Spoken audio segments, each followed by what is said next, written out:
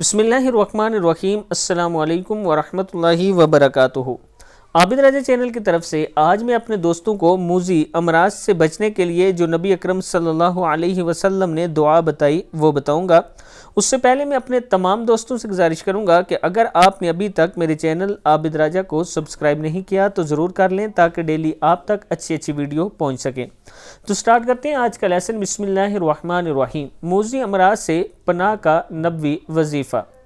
سیدنا انس رضی اللہ تعالیٰ عنہ بیان کرتے ہیں کہ نبی اکرم صلی اللہ علیہ وسلم یہ دعا فرمایا کرتے تھے: اللہم انی اعوذ بک من البرص والجنون والجزامی زال کے پر زبر ہے اور آگے الف ہے، والجزامی ومن سیئ الاسقام اللہم انی اعوذ بک من البرص والجنون والجزامی ومن سیئ الاسقام۔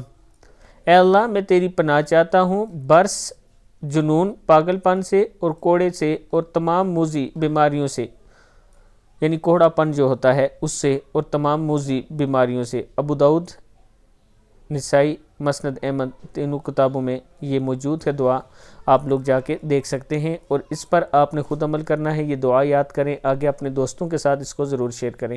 السلام علیکم ورحمۃ اللہ وبرکاتہ۔